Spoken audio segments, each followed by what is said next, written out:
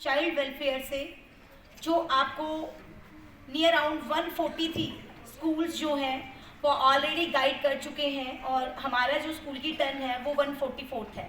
तो आप लगाओ बच्चों की, इन्होंने कितने सारे बच्चों को जो है गाइड किया है, और जो इनके लिए काउंसलिंग है वो बहुत ही आपके काम आएगी, आगे आपके लाइफ में काम आएगी। तो मैं चाहती हूँ कि आप सभी बहुत ही ध्यान से इनकी बातों को सुने और उसको अपनी लाइफ में अमल भी करें। Mister Neeraj Kumar ji. First welcome से करवाओ। फर्स्ट वेलकम से यार बैठे ना बच्चे के लिए।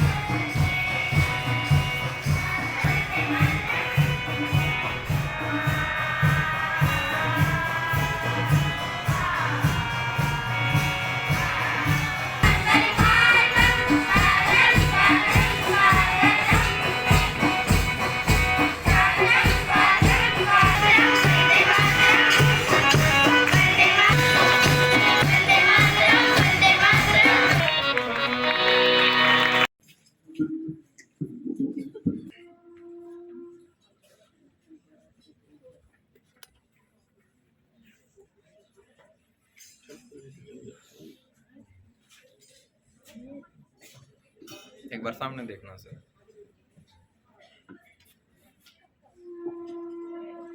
थोड़ा सा पास में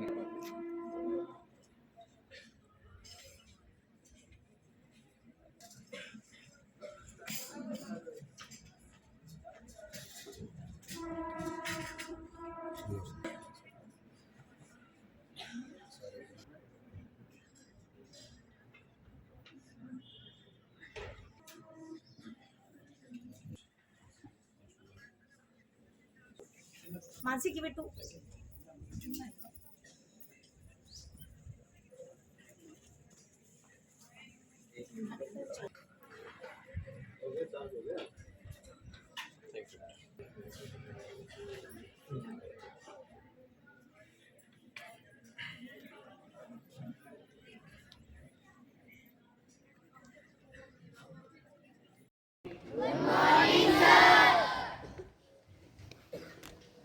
सबसे पहले आपके ही अपने विद्यालय प्रांगण में स्वागत है। आप अपने लिए एक बार जोरदार तालियां बजा दें।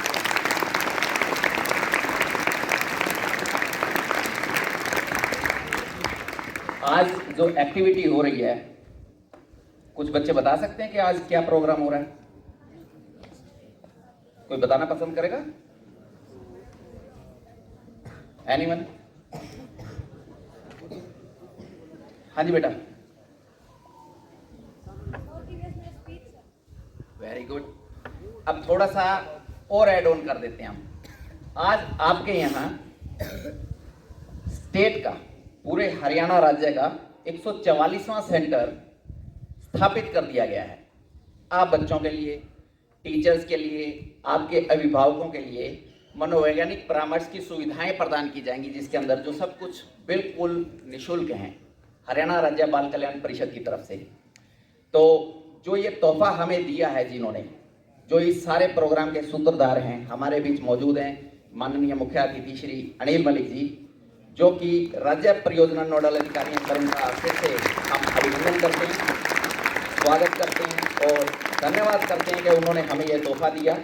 जींद का आपका आज 60वां स्कूल बन गया है जींद जिले का, और ये हमारे लिए गर्व की बात है कि हमारे स्कूल प्रशासन ने ऐसी सुविधाओं को लेने की इच्छा जताई।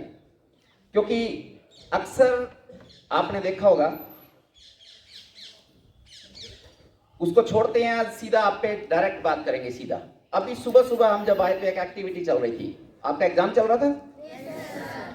कितने बच्चे थे जिन्होंने बहुत ही अच्छे से आंसर्स लिखे हैं,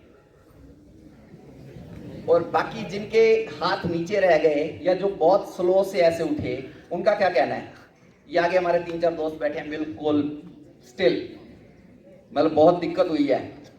प्लीज, थैंक यू। क्या कहना है आप लोगों का? एग्जाम दिया, मजा नहीं आया? मजा आया तो हाथ ऐसे उठता फौरन से, जैसे कुछ बच्चों ने उठा लिया था, और कुछ बच्चों ने देखा देखी उठाया। कितने बच्चे ऐसे हैं जिनको पेपर देने में दिक्कत आई दिक्कत? 1-2 क्वेश्चंस ने तंग किया या नहीं किया? अक्सर ऐसा होता है कि आप कितनी तैयारी करके जाएं ऑन टाइम, फिर भी हम बहुत कुछ ऐसा जो भूल जाते हैं, और अक्सर ताजा याद किया हुआ ही जल्दी भूलते हैं। अभी तो देखा था, और फिर ऐसा स्ट्रेस चढ़ता है कि कई बार बच्चे रोने भी लग जाते हैं। रोते हैं नहीं रोते? बैठ के बीच में एक आधे रोने भी लग जाते हैं। ये सब हमारे बीच जो भावनात्मक मैनेजमेंट की दिक्कत आती है ना, जहां बच्चों को इमोशनल इम्बैलेंसिंग बोलते हैं, कि हम अपनी भावनाओं पर जल्दी काबू नहीं कर पाते, वहां आपको बहुत सी ऐसी सुविधाएं हैं जो इस सेंटर के माध्यम से दी जाएंगी। आज आपके बीच में मार्गदर्शन करने के लिए हमारे बीच में आज विशेष विषय पर, या आप ये कहिए कि एक किस्म से इस पूरे सेंटर के तहत जो भी क्रिया प्रणाली आगे निरंतर चलती रहेगी, उसकी जानकारी देने के लिए आज हमने विशेष तौर से आमंत्रित किया है। आज हमारे मुख्य अतिथि जो हमारे बीच में है, उनका समय आप लोगों को हम दे पाएँ, दिलवा पाएँ उनसे। उससे पहले थोड़ा सा मैं आपको इंट्रोडक्शन देना चाहूँगा इस प्रोग्राम के तहत जो भी हम कार्य किए जाते हैं Haryana state council for child welfare की तरफ से। उसमें विशेष तौर से जब सर आपका मार्गदर्शन करेंगे, समय समय पर टीचर्स काउंसलिंग भी होती है, पेरेंट काउंसलिंग भी होती है, टीचर्स पेरेंट्स के सेमिनार भी होंगे, बच्चों के साथ भी होंगे, बच्चों से अलग भी होंगे, टीचर्स ट्रेनिंग भी होती है, जो सब कुछ इंक्लूड रहता है उस प्रोग्राम के अंदर। विशेष मुद्दा यही है कि हमारे बच्चे जो आजकल भटकाव की स्थिति में हैं, क्योंकि अक्सर किशोरावस्था में बच्चे भटकते ही हैं, और ये जितने बच्चे बैठे हैं आप सभी इस वक्त किशोरावस्था में हैं। 2-4 को छोड़ दें तो सभी ने किशोरावस्था में पदार्पण कर लिया है, और ये किशोरावस्था ऐसी होती है जहां हम अक्सर जिद्दियां बांधने लग जाते हैं, जिद्दी हो जाते हैं, मम्मी पापा टोकने लगते हैं ज़्यादा से ज़्यादा, टीचर्स भी आपको ज़्यादा से ज़्यादा टोकते हैं, ऐसे नहीं करना, ऐसे किया करो। सुनने को मिलता है या नहीं मिलता? मिलता है? कितने बच्चों को ऐसा सुनने को मिलता है? ये जो हाथ नीचे है, इनको क्या लगता है? इन्हें कोई टोकता नहीं? कोई टोकता नहीं? टोकता है तो हाथ क्यों नहीं उठे? उठने चाहिए, हाथ उठाने में कोई शर्म नहीं है। ये ध्यान रखना बेटा, जिन बागों में माली नहीं होते ना, वो बाग जल्दी उजड़ जाते हैं। ये जो टोकने वाले होते हैं ना, ये हमारी केयरिंग करते हैं, ये हमारे फायदे के लिए ही हमें टोकते हैं कि बेटा ऐसे चलो, ताकि आपका आने वाला भविष्य जो है वो सही तरीके से आप बहुत अच्छे और सुंदर तरीके से उसको संवार सकें, इसके लिए ज़्यादातर आपको टोकना पसंद करते हैं पेरेंट्स और टीचर्स। और हम क्या करते हैं, हम उनको नेग्लेक्ट करते हैं, उनसे जिद बांधेंगे या उनको प्रत्युत्तर देते हैं। कई बार हम इतने गुस्से में होते हैं कि चीज़ें भी तोड़ना शुरू कर देते हैं। इस तरह की जितनी भी सारी समस्याएं होती हैं वो मनोवैज्ञानिक परामर्श के माध्यम से सब कुछ सुलझाया जा सकता है। और उनके लिए हमें कुछ कदम उठाने पड़ते हैं। समय समय पर आपको निरंतर उन चीज़ों की सेवाएं लेनी पड़ेंगी, कोशिश करनी पड़ेगी हमें भी कहीं ना कहीं अपनी आदतों में बदलाव लाने की। क्योंकि आपने देखा होगा कि जो भी व्यक्ति सफल हुए हैं उन्होंने कुछ ना कुछ मेहनत की है कहीं ना कहीं किसी ना किसी स्तर पे, तभी वो अपने आप को मजबूती से टिका पाए हैं।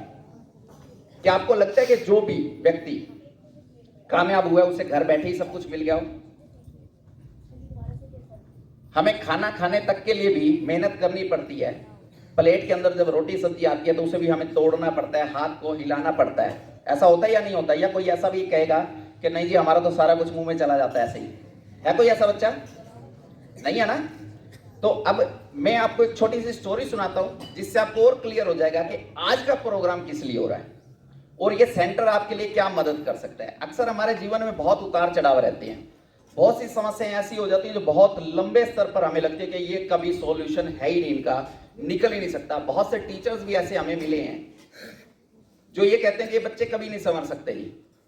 बहुत से टीचर्स मिले हैं, इवन आप जितने भी आपके यहाँ टीचर्स बैठे हैं इनमें भी एक आधे बच्चे के लिए बता देंगे कि एक ऐसा बच्चा था जी वो कभी नहीं, बहुत ढीठ था, मानता नहीं था, पढ़ाई नहीं की, बहुत समझा लिया फिर भी नहीं सुधरा। तो वहाँ मेरा भी पर्सनल एक्सपीरियंस रहा है सर के मार्गदर्शन में। लगभग 26 स्कूलों में अपनी सेवाएं दे रहे हैं हम, कुछ में दे चुके हैं, कुछ में दे रहे हैं, जिनमें हजारों बच्चों के साथ मिलने का मेरा सौभाग्य रहा, उनका मार्गदर्शन करने का सौभाग्य रहा। वहाँ कुछ बच्चों को व्यक्तिगत तौर पे भी अटेंड किया गया है, कुछ के पेरेंट्स को भी अटेंड करना पड़ा। कई बार बच्चों में नहीं पेरेंट्स में दिक्कत होती है, लेकिन पेरेंट्स में इतनी नहीं होती जितने बच्चे क्रिएट कर देते हैं। तो एक स्टोरी सुनना चाहेंगे आप? कहानियां सुनने को मिलती हैं? मिलती हैं? आजकल नहीं मिलती, लेकिन आज आपके लिए बहुत अच्छी बात है कि सर भी हमारे लिए बहुत अच्छी अच्छी कहानियां ढूंढ के लाते हैं और वो कोशिश करेंगे कि आपको ज्यादा से ज्यादा आज सुनाई जाए। तो एक बार क्या हुआ कि एक राजा, उसकी कोई संतान नहीं थी, धनाढ्य था, बहुत भरपूर पैसा दौलत सोना चांदी सब कुछ। जैसे जैसे उसकी उम्र बढ़ने लगी उसे चिंता सताने लगी कि मेरा ये राज्य कौन संभालेगा, क्योंकि उसकी कोई संतान नहीं थी। तो उत्तराधिकारी खोजना बहुत मुश्किल काम हो जाता है जो सारे साम्राज्य को संभाल सके अच्छे से, क्योंकि हर किसी में संभालने की पोटेंशियल नहीं होती।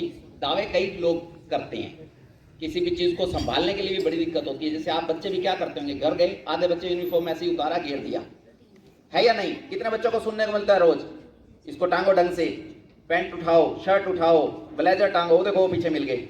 अरे बहुत हैं, 40% तो मिनिमम निकलेंगे। तो अभी आप लोग विशेष ध्यान से सुनना, हर चीज का सॉल्यूशन होता है। तो राजा को भी ऐसे ही टेंशन होने लगी थी कि कोई है ऐसा जो पूरे अच्छे से मेरे राज्य को संभाल सके। तो महामंत्रियों से उन्होंने मंत्रणा की और एक डिसीजन लिया कि एक नया महल बनाते हैं, क्योंकि जिसको उत्तराधिकारी बनाएंगे उसको महल भी नया देंगे, बढ़िया वाला। तो ऑर्डर किया गया कि सोने चांदी की दीवारें बनाई जाएं और हीरे मोती उस पर सजाए जाएं, क्योंकि सारा पैसा करना क्या है, लगा दो, जो आएगा वो अपने आप संभालेगा। एक महल बनाया गया बहुत सुंदर और पूरी प्रजा को बुलाया गया, आ जाओ भाई। डंका बजाया गया, किस बात का? कि उत्तराधिकारी चुनना है और राजा ने कुछ अनाउंसमेंट करनी है, जल्दी से आओ। सारी प्रजा जब आई तो राजा ने अनाउंस किया एक दरवाजे की तरफ उंगली करते हुए, जो दरवाजा उस महल की बाउंड्री पर था, सबसे बड़ा, हीरों से मोतियों से सजा हुआ। उसके ऊपर सबने जब नजर डाली ऐसे तो एक मैथमेटिक्स का फार्मूला लिखा हुआ था, गणित का सूत्र। समझ आ गया? क्या समझ आया जल्दी, गणित का सूत्र या मैथमेटिक फार्मूला? दोनों। वेरी गुड, अपने लिए तालियां बजा सकते हो, विशेषकर जिन्होंने जवाब दिया, और जिन्होंने नहीं दिया वो इसीलिए बजा लें कि अब थोड़ा सा अलर्ट होके बैठना है, क्योंकि यहाँ वाले बच्चों का ना ध्यान थोड़ा कमजोर है।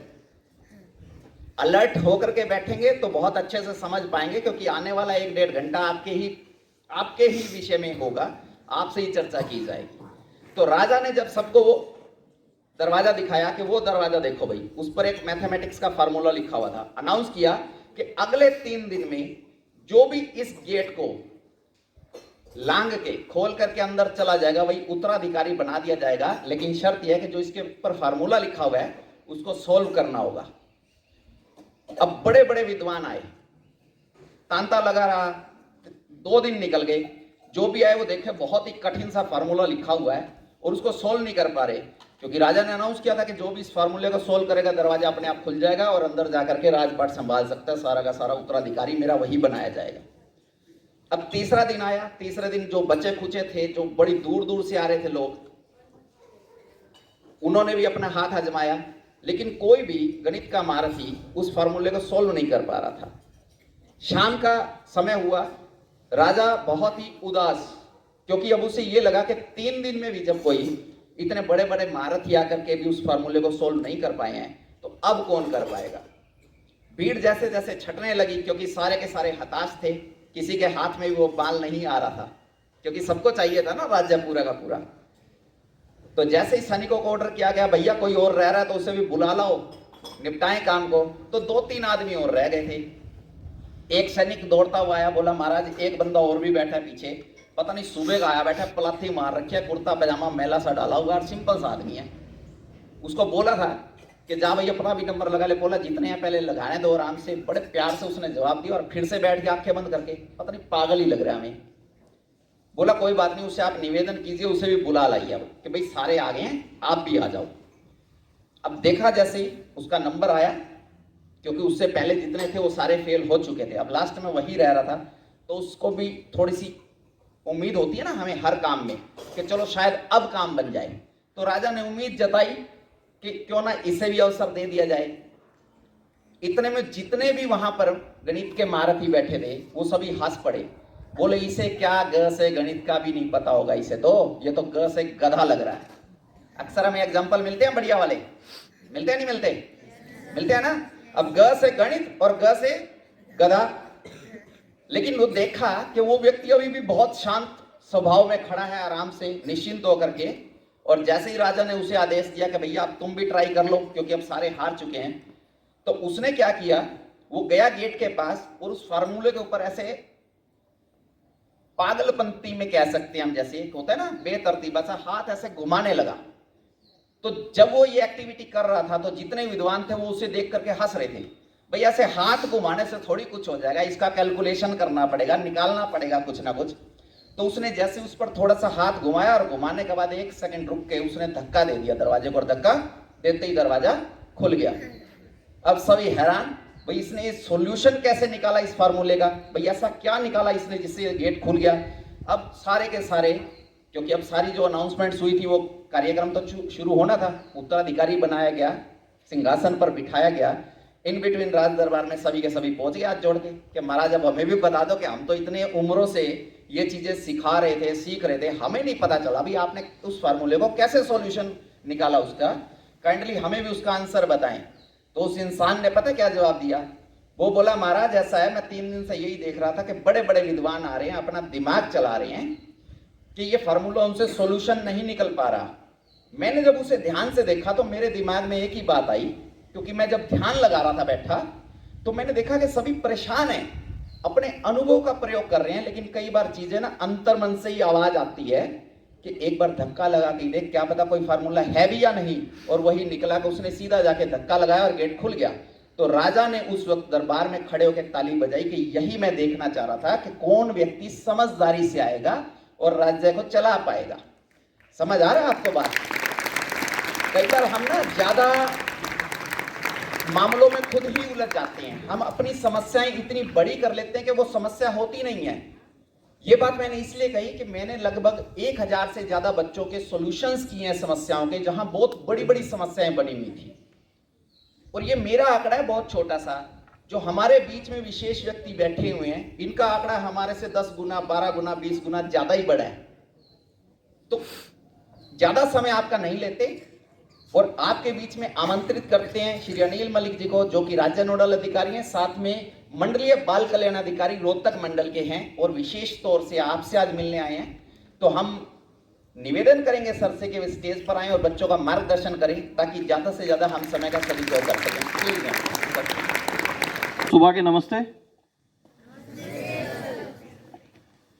उम्मीद करता हूं आप खुश होंगे, ऊर्जा से लबालब होंगे।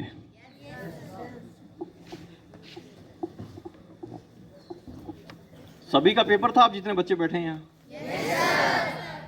नीरज जी से जब बातचीत हुई तो ये तो कंफर्म हो गया कि लगभग बच्चों का बहुत अच्छा पेपर हुआ है, बहुत अच्छे नंबर आएंगे। ऐसा ही है ना?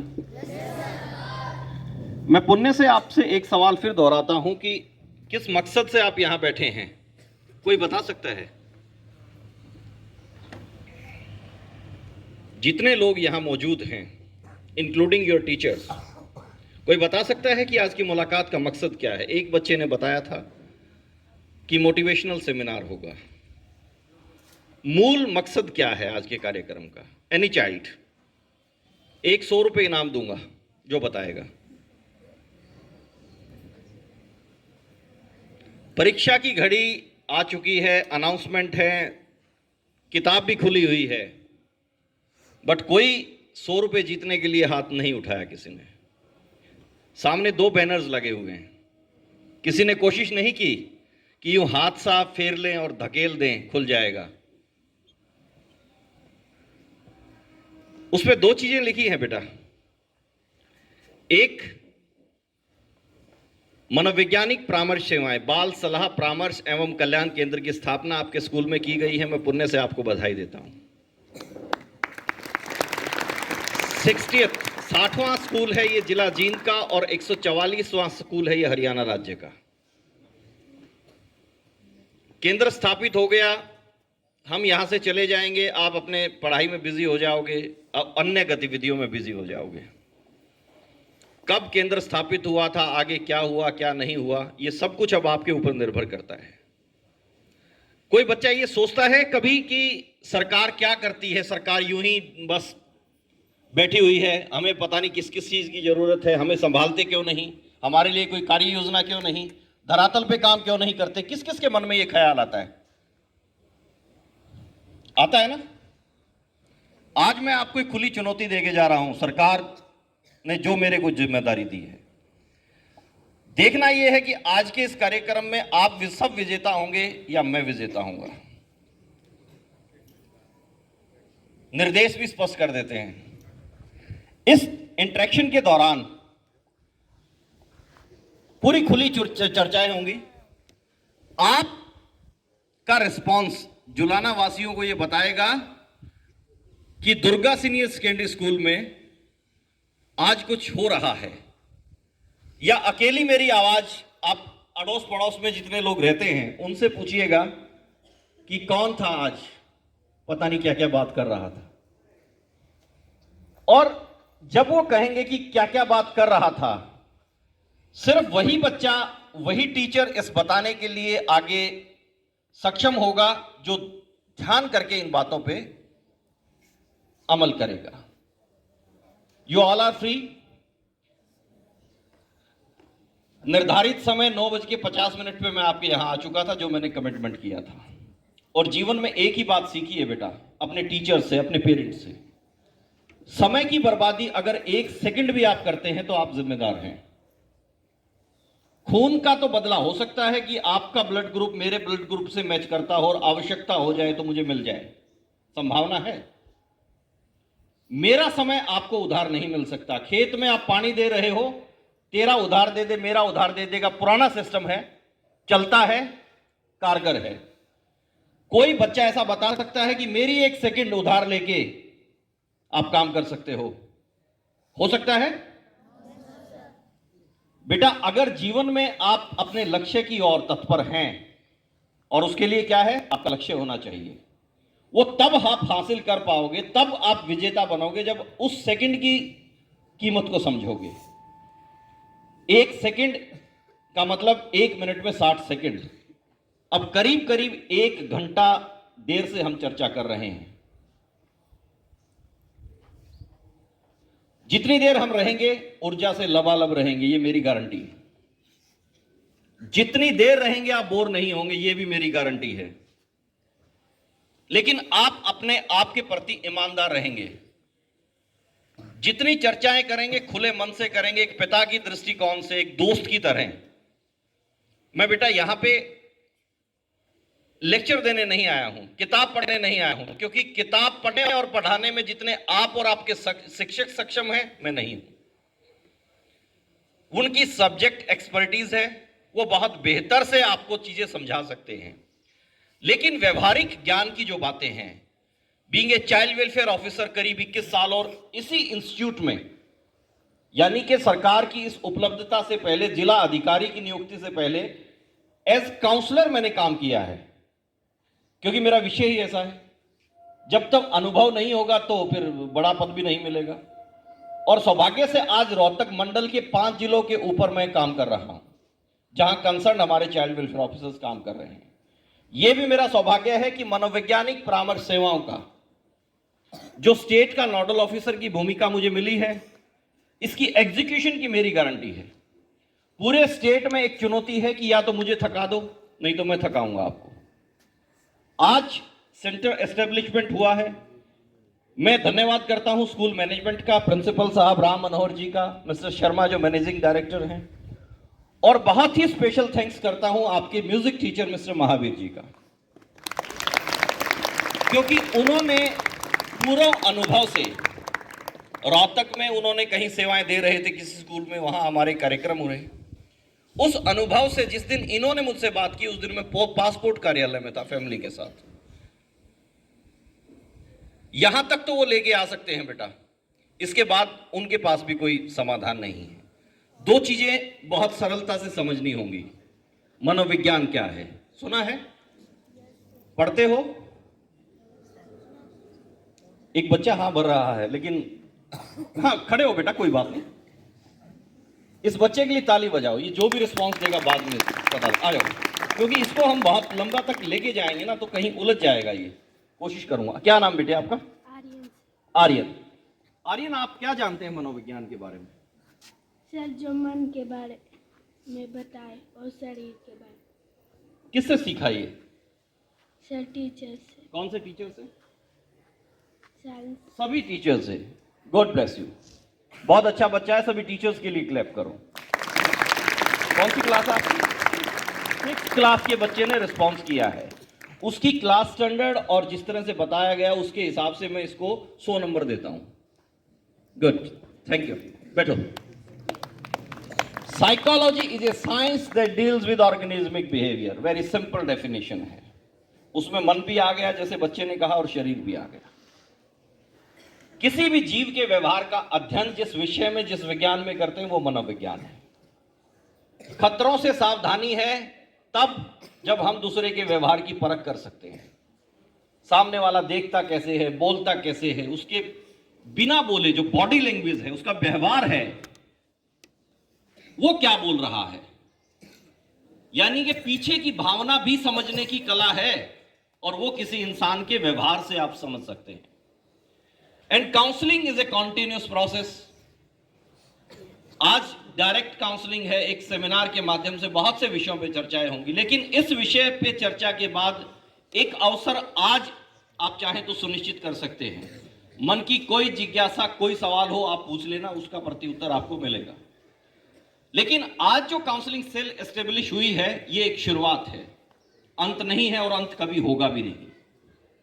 स्कूल अथॉरिटी अगर चाहेंगी तो, आप अगर चाहेंगे तो, आपके अभिभावक अगर चाहेंगे तो, ये सेवाएं आपको निःशुल्क निरंतर मिलती रहेंगी। आज पहला कदम है, आपसे चर्चा होगी। अगर कार्यक्रम के उपरांत आप ये समझे कि ये बेहतर से बेहतरीन सेवाएं हैं, इसको निरंतर मिलना चाहिए, तो अगला सेशन आपके पेरेंट्स के साथ होगा।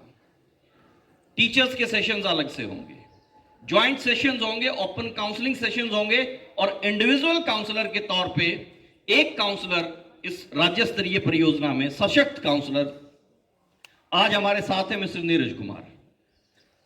इनके मुंह पे मैं ज्यादा सी बात नहीं कहूंगा, संक्षिप्त में इतना ही कहूंगा कि एक वो इंसान जिसका खुद के स्वास्थ्य से बहुत उतार चढ़ाव रहते हैं।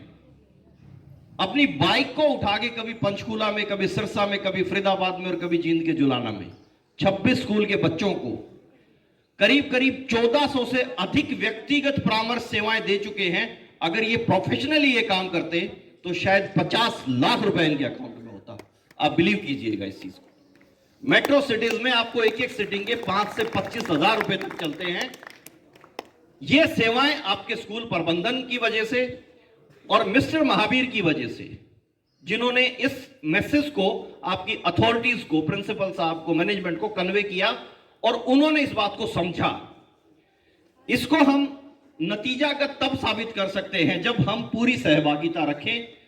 जब आपको कोई अवसर मिलता है, कोई कार्य योजना पे चर्चाएं होती है, कोई कार्यक्रम आयोजित होता है, तो बेटा आपको अपने आप से, खुद टीचर से ये कांटेक्ट करके पूछना चाहिए कि आज का विषय क्या है, किस लिए हम बैठेंगे। क्योंकि हमारी जो सफलता नहीं मिलती ना, अक्सर हम चाहते कुछ हैं, मन में ना तरह तरह के ख्याल होते हैं। आपका मन जो है, आपकी सोच जो है ना, ये बहुत ताकतवर होती है बेटा। अगर विषयगत विषय पे आप यहां जानकारी हासिल करके बैठते हैं तो आपके पास बहुत सी सोच कि आपके सवाल कुछ होंगे, आप में क्यूरियोसिटी होगी, जिज्ञासा होगी, और जब जिज्ञासा होगी तो आप कुछ हासिल करना चाहेंगे। हम सोचते कुछ हैं, चाहते कुछ हैं, और परिणाम अक्सर इसके विपरीत होता है। सिर्फ यही कारण है। हमारी सोच, हमारी चाहत अगर एक जैसी होगी तो परिणाम भी सकारात्मक निकलते हैं।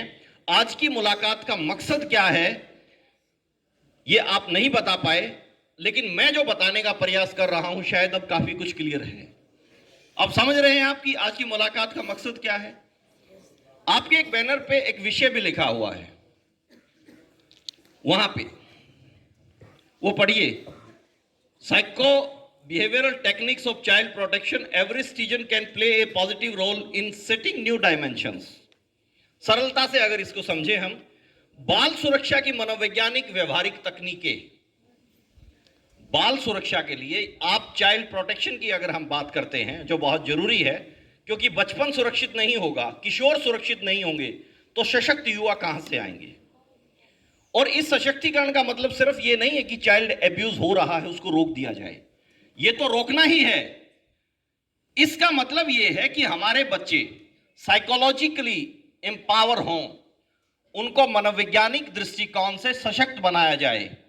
बाल सुरक्षा की मनोवैज्ञानिक व्यवहारिक तकनीकें प्रत्येक नागरिक, आपके टीचर, आपके पेरेंट्स, आप खुद, सामने वाला दुकानदार, मैं और आप, हर किसी नागरिक की ये जिम्मेदारी है कि वो अपनी सकारात्मक भूमिका आपके प्रोटेक्शन के लिए, आपको प्रेरित करने के लिए निभाए।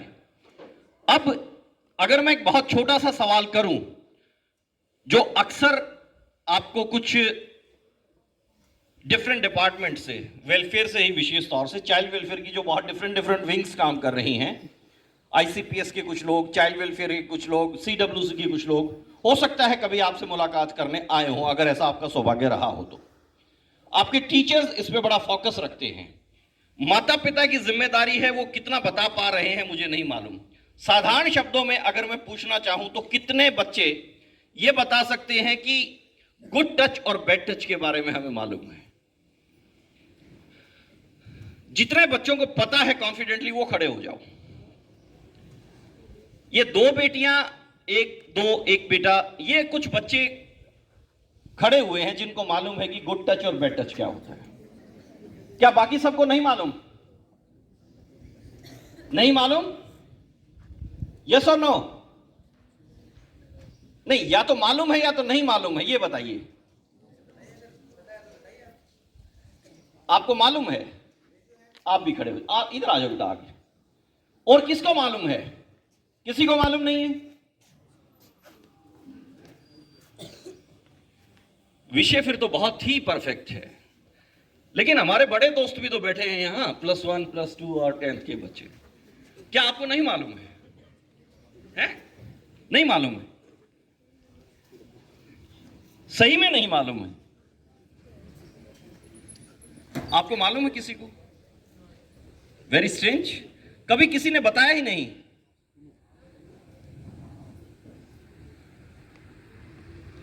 4 बच्चे बहुत साहसी हैं, ये कह रहे हैं कि हमें मालूम है। आपको पता है बेटा, किसने बताया है आपको?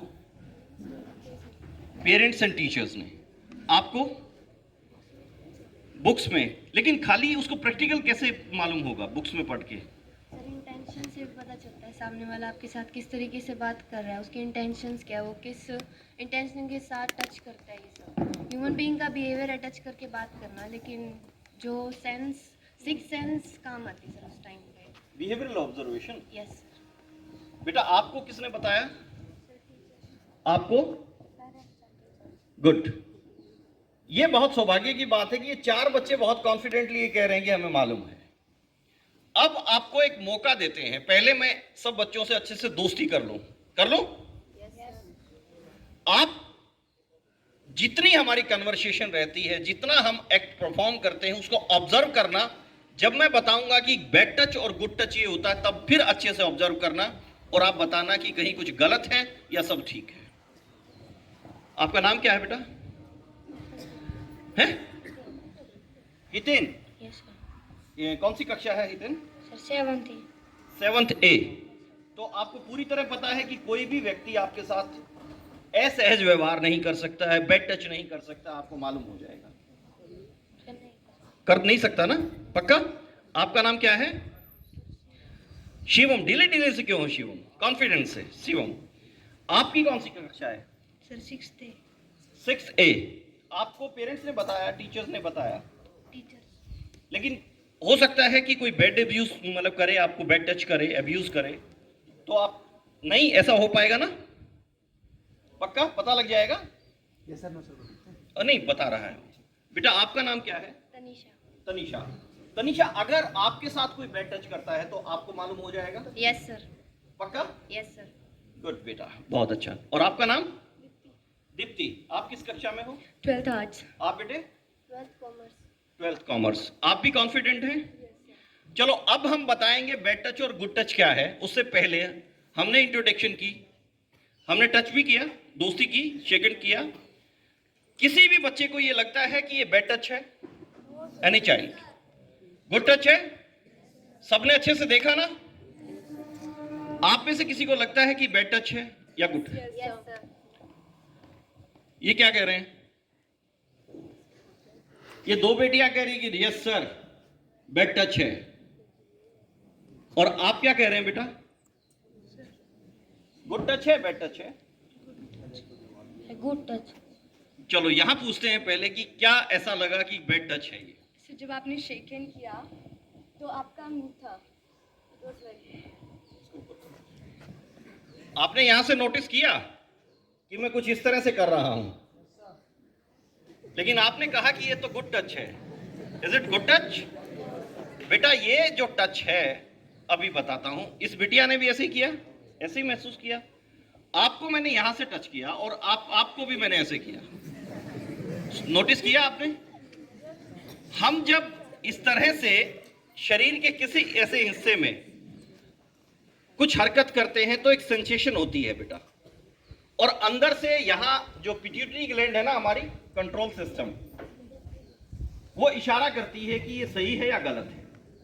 बहुत अच्छे बच्चे हैं, आप बैठो बेटा, आपने सही ऑब्जर्व किया। लेकिन बेटा पहली बात तो हम किसी से अजनबी से दोस्ती कर रहे हैं, बात कर रहे हैं, यहां हम पीठ थपथपा रहे हैं, ऑल राइट, लेकिन ये कोई तरीका थोड़ी है, ये कोई तरीका थोड़ी है, नहीं है ना?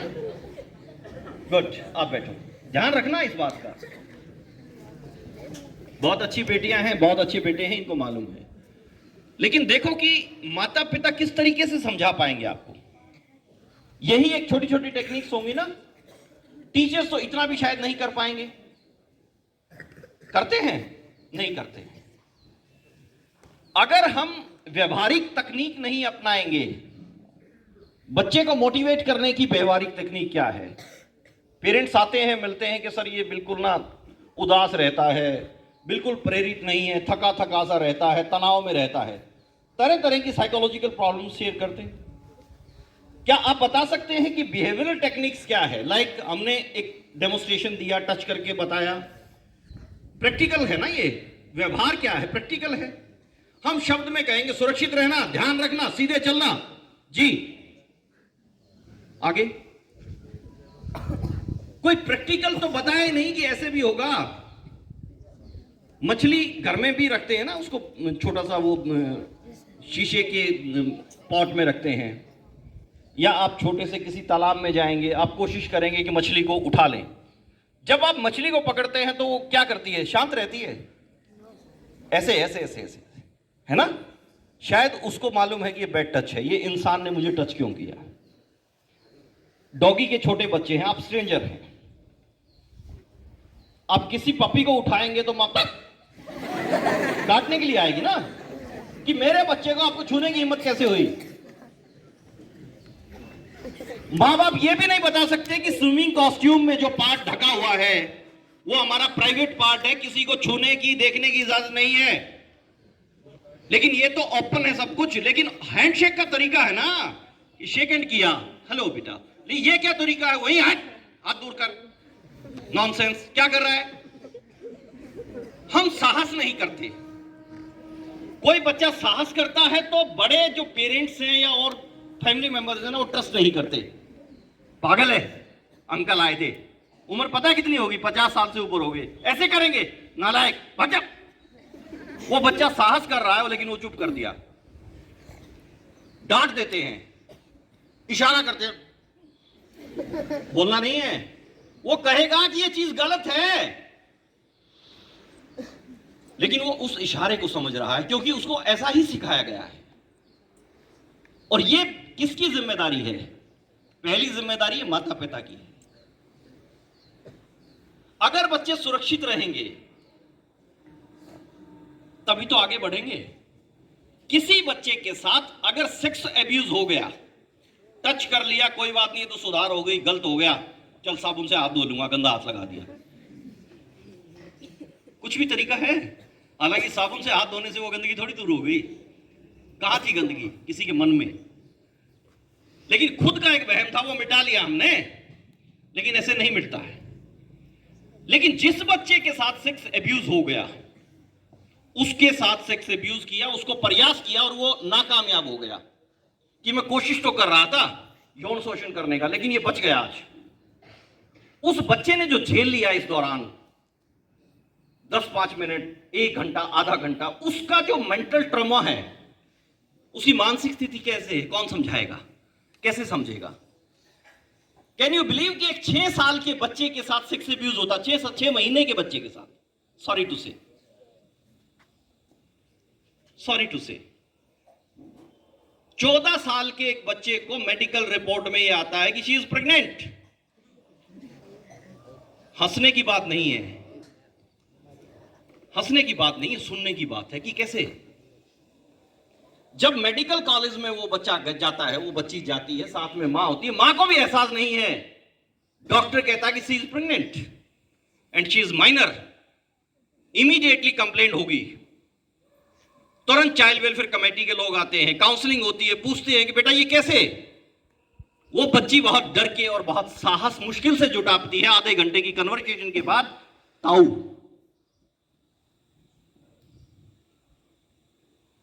क्या करेंगे? इंतजार? नहीं, हमारे यहां सब कुछ ठीक ठाक है भाई, हमें क्या जरूरत है? बढ़िया जमीन है, बढ़िया जायदाद है, बढ़िया मील सिटी मार रही है, बढ़िया स्कूलिंग हो रही है, ठीक है। बस अगर पड़ोस के घर में आग लगती है तो आंच हम तक पहुंचेगी। Be aware. पॉक्सो एक्ट 10 साल हो चुके हैं। 14 नवंबर 2012 में जुवेनाइल जस्टिस बोर्ड में एक प्रोविजन किया था, पॉक्सो एक्ट की धारा, protection of children from sexual offence.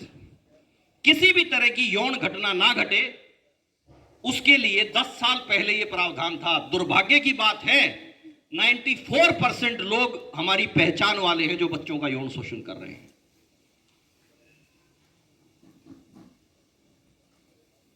Mathematics बहुत अच्छी हो सकती, कॉमर्स बहुत अच्छा हो सकता है, आपकी फिजिकल एक्टिविटीज बहुत अच्छी हो सकती है, म्यूजिक बहुत अच्छा हो सकता है, पॉलिटिकल साइंस बहुत अच्छी हो सकती है, आपकी फोनेटिक्स अच्छी हो सकती है, आपके टीचर पढ़ा रहे हैं, ग्रामर पढ़ा रहे हैं।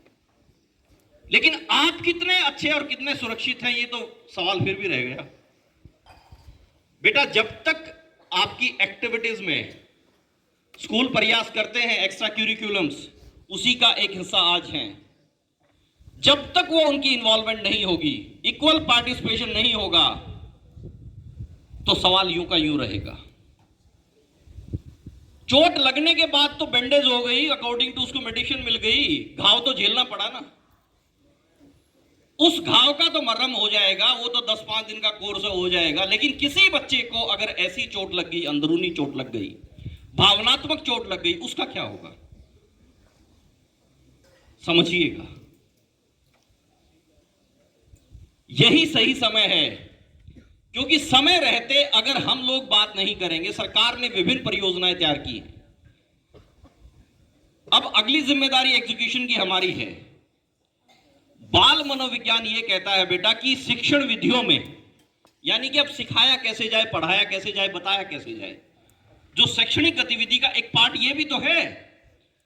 सबसे सरल क्या है, जो व्यवहारिक है और समझ में आता है, वो विधि क्या है? एक सब हम करके देखें कोई चीज, प्रैक्टिकली असाइनमेंट, ये होता है या नहीं होता है।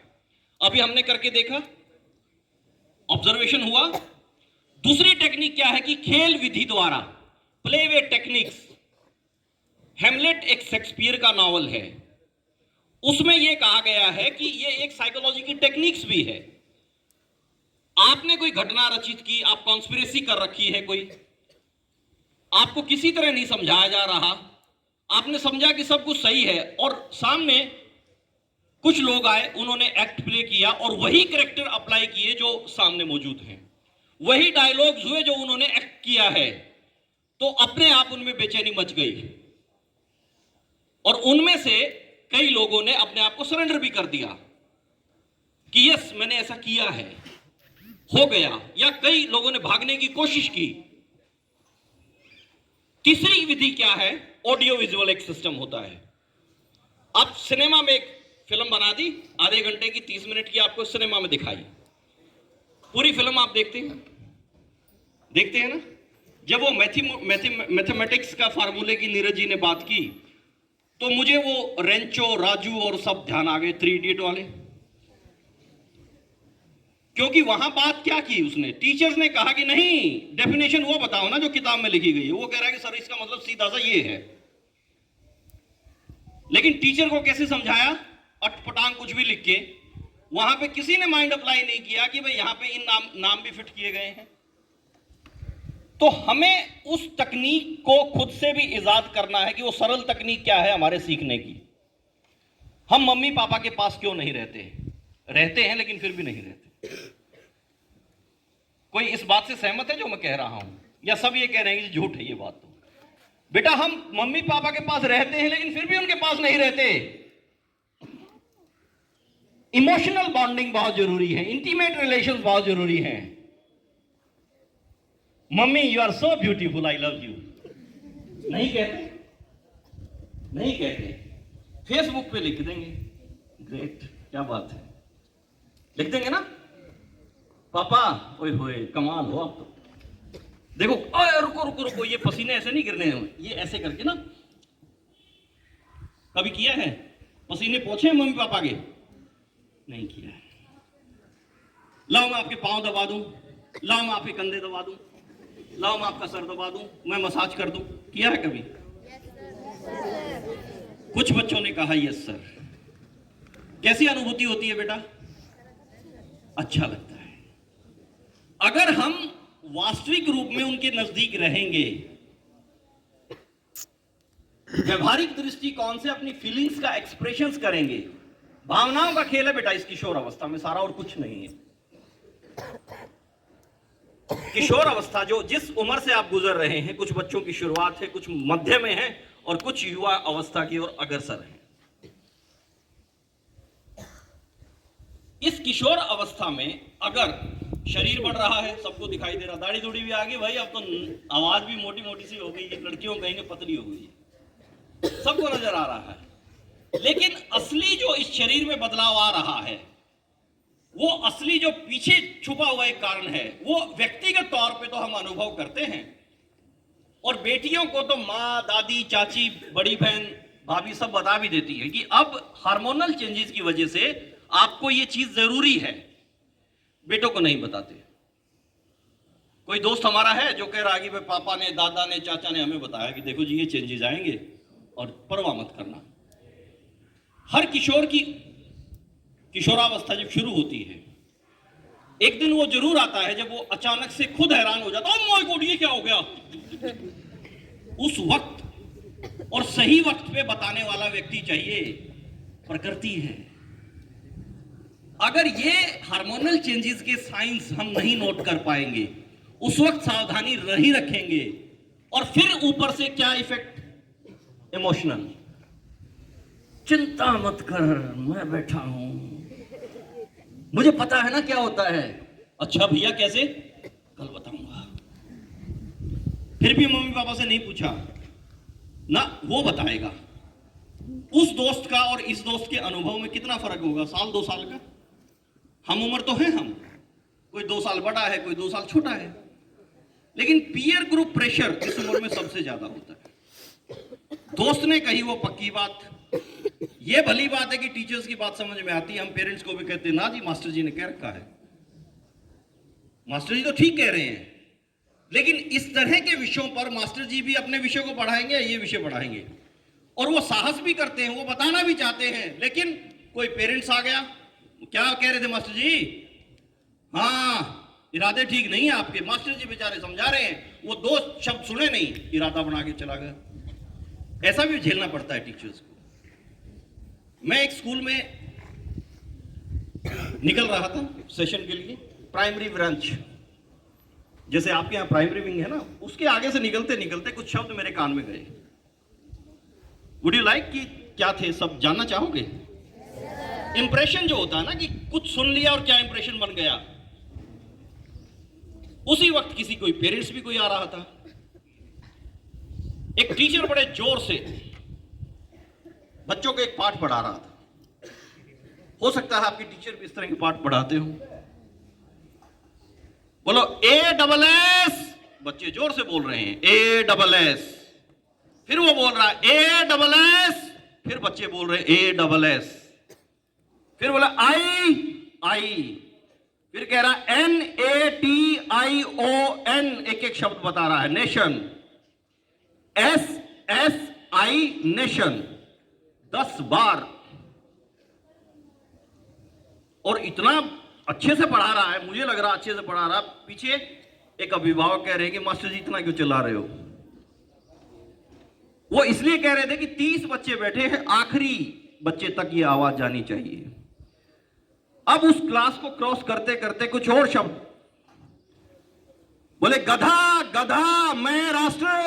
वही पेरेंट्स रुक गए, बोले सर, बोले मास्टर जी क्या बना रहे, बच्चों को गधा बना रहे। मैंने कहा जी बात करेंगे। पूरी तरह मेरी भी समझ में नहीं आई। समझने के लिए समझना पड़ेगा ना, समझने के लिए भी तो समझना पड़ेगा, धैर्य से उन बातों को, उन शब्दों को, उसके पीछे की भावना को समझना पड़ेगा। इतनी देर में फिर दोहरा दिया, गधा गधा मैं राष्ट्र, और वो टीचर हो गए, वो पेरेंट्स हो गए नाराज। बोले जी प्रिंसिपल साहब के पास चलते हैं, बात करते हैं। बोले ये तो हमने किस स्कूल में डाल दिए ये। मैंने उनको कहा कि आप थोड़ी सी पहचान हुई, मगर रुकते हैं अभी 2 घंटे ना, मैं भी यहीं रुकूंगा। बोले ना जी ना, मेरे को तो अपना काम है बहुत जरूरी। मैंने कहा आज छोड़ दो। किसी तरह वो व्यक्ति इस बात पे सहमत हो गया। मैंने कहा कि 2 घंटे हम कुछ बातचीत करेंगे, उसके बाद पूछेंगे, क्लास लेंगे मगर इनकी। अब क्लास लेंगे की बात पे उनको तैयार हो गया कि मेरा एक स्पोर्टर और मिल गया।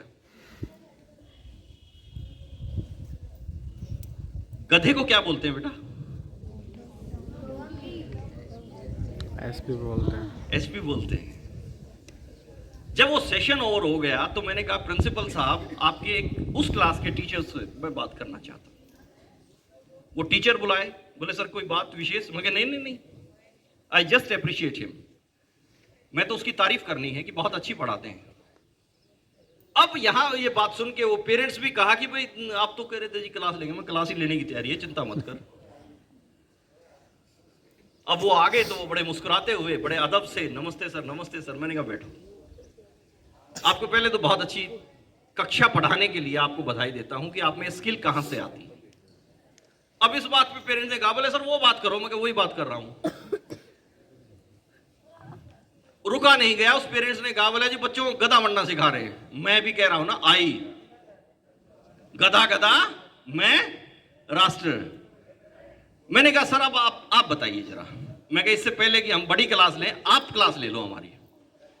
टीचर ने कहा कि सर 4 दिन से एक स्पेलिंग याद करवाना चाह रहा हूं। Gandhi ji was assassinated by Nathuram Godse. ऐसा ही हुआ था ना, गोली मार दी थी ना। एसेसिनेशन की स्पेलिंग इतनी बड़ी थी, 4 दिन से मैं सोच रहा हूं कि सरलता से कैसे समझाया जाए। आज वो 4th डे था, मेरे जहन में आया कि इसको टुकड़ों में बांट के मैं समझा सकता हूं। और बच्चे, आज मेरी क्लास के 30 बच्चे आपको एसेसिनेशन की स्पेलिंग बताते हैं। क्या स्पेलिंग एसेसिनेशन की कोई बताएगा? बताओगे? नहीं पता ना, क्योंकि ध्यान आपका नहीं था जब मैं बात कर रहा था। ASSINATION, assassination. Am I right or wrong? अब वो अभिभावक गर्दन थोड़ी नीचे थी। मैंने कहा आप स्पेशल थैंक्स कर सकते हैं इन टीचर्स का और इन स्कूल अथॉरिटीज का। कितने अच्छे स्किल हैं इनके पास।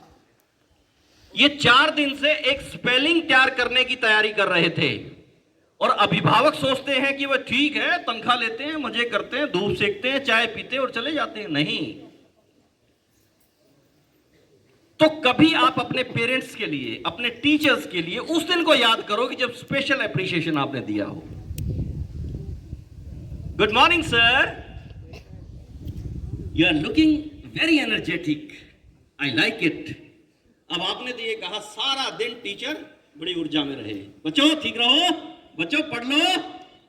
और उसका सोर्स ऑफ एनर्जी क्या रहा? वो पॉजिटिव कमेंट्स, वो ट्रू एप्रिशिएशन जो आपसे मिला। एक टीचर बहुत एनर्जी में है, बहुत अच्छा कर रहा है, आते ही कह दिया बोले ये क्या तमाशा लगा रखा है तुमने, कल लेट आए थे तुम। अब वो सारा दिन गया, एनर्जी ऐसे ड्रेन आउट भी हो जाती है। और यही कहानी इन स्टूडेंट्स, इन बच्चों के साथ है, हमारे दोस्तों के साथ। सपने थोपे जाते हैं। डॉक्टर बनना है बेटा? नहीं पापा। डॉक्टर बनना है? नहीं पापा मैं नहीं कर पाऊंगी। बनना है? मैं कह रहा हूं ना। अब आहिस्ता आहिस्ता बच्चे को भरोसा हो जाता है, पिताजी कह रहे तो बनी जाऊंगी। और लड़कियों को डॉक्टर और लड़कों को इंजीनियर, आज भी ऐसे ही बना रहे हैं। 97% प्रोफेशन वो है जिसपे ध्यान ही नहीं किसी का। अगर आप में आपकी स्पीकिंग एबिलिटीज है, आप में कॉन्फिडेंस है, आप एक अच्छे लीडर बन सकते हो। और लीडर के लिए सफेद कुर्ता पजामा जरूरी थोड़ी होता है। आप किसी कंपनी के चीफ एग्जीक्यूटिव ऑफिसर हो, सीईओ चीफ एग्जीक्यूटिव ऑफिसर, तो वो लीडर तो है अपनी कंपनी का।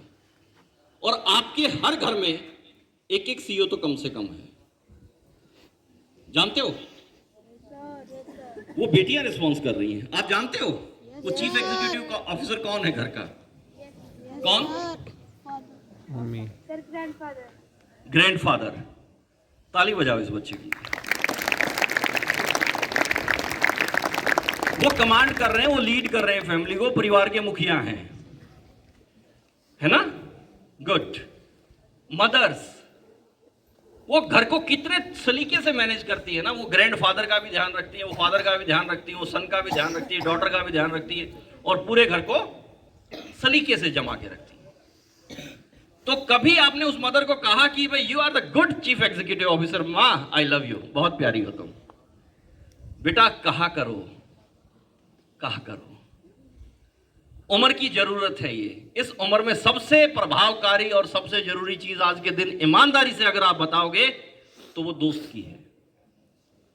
विशेष आकर्षण होता है हार्मोनल चेंजेस की वजह से, भावनाओं के बढ़ने से, भावनाओं के विकास से, और भावनाओं के नियंत्रण ना करने से। किसी ने तारीफ कर दी वही सच्ची। बिल्कुल ठीक कह रहा है। मैंने आईने में भी देखा था, आज मैं ऐसी ही लग रही हूं, और ऐसी ही लग रही नहीं हूं, ऐसा ही लग रहा हूं। चाइल्ड एब्यूज, चाइल्ड सेफ्टी की जब हम बात कर रहे हैं, चाइल्ड एब्यूज की बात कर रहे हैं, तो गौर कीजिए बेटा, लड़के और लड़कियों का इक्वली बराबर एब्यूज होता है। यौन शोषण भी खूब होता है लड़कों का। सिर्फ एक चीज में अग्रिम हैं वो लड़के, कि वो किस तरह का शोषण ज्यादा होता है लड़कों का, फिजिकल एब्यूज ज्यादा होता है। फिजिकल एब्यूज समझ रहे हैं, थप्पड़ मार दिया, कोनी मार दी, गला पकड़ लिया, बुलिंग बिहेवियर होता है ना, वो लड़कियों का कम होता है। पेंसिल लगा दी,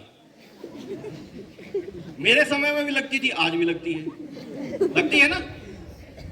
आप सोचिएगा जब इस तरह का मन में कोई विचार आए कि ये शरारत करूं, always remember child helpline number एक होता है आपकी मदद के लिए। मालूम है किसी को? कौन बता सकता है? 1098। गुड, तालियां बजा दो। किसी के अच्छे प्रयास पे हमें उसको प्रेरित करने के लिए चूक नहीं करनी है। और सबसे अच्छा सोर्स क्या है? कुछ शब्द, शाबाश, well done, very good, keep it up, star दे दे भाई इसको, है ना। टीचर्स भी कर देते हैं ना, स्टार ऑफ द डे, आज का सितारा है ये, man of the day, student of the day, कुछ भी कर सकते हैं। उसने तुरंत प्रति उत्तर दिया 1098 और हमने ताली बजा के उसका धन्यवाद भी किया, उसको प्रोत्साहित भी किया। आप जिस बच्चे को यह लगता है ना कि मैं कुछ कर नहीं सकता, वो एक बार प्रयास कीजिएगा कुछ भी सीखने का, और दूसरे उससे ज्यादा प्रयास करे, थोड़ा सा जब वो सही उत्तर देता ताली बजाओ, शाबाश, हो गया, कमाल कर दिया भाई। अगले दिन वो कहेगा कि मुझे सीखना है। लेकिन उसने सही अटेम्प्ट किया और दूसरे ने कहा कि इसमें क्या नारी बात है, मेरे को भी पता है। हालांकि वो डिमोरलाइज करने वाला नहीं जानता कि उसको कौन मोटिवेट करेगा।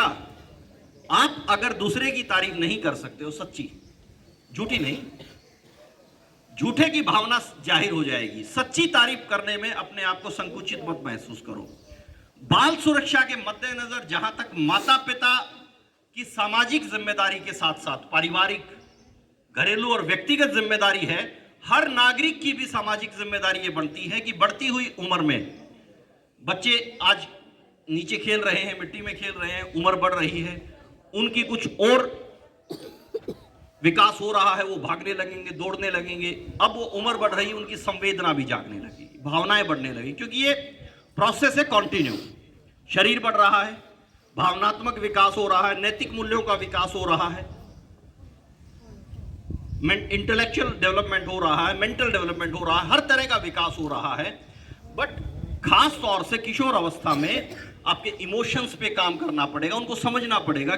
आज के दिन विशेष तौर से जो 7th 8th क्लास के और बड़े बच्चे छोटे हैं, वो रोते तो हों, वो टॉफी की जिद में रोएंगे, चॉकलेट दे दे, पकड़ के छोड़ेंगे ही नहीं। लेकिन बड़े बच्चों के रोने का और कारण हो सकता है, और जब वो कारण हो कि वो बाथरूम में छुप के रो रहे हैं, अपने बिस्तर में छुप के रो रहे हैं, तो फिर अपने आप से बात करनी चाहिए कि ये रोने की बात नहीं है, ये मां से शेयर कर लूं, मैं पिता से क्यों ना शेयर कर लूं, कर लेनी चाहिए।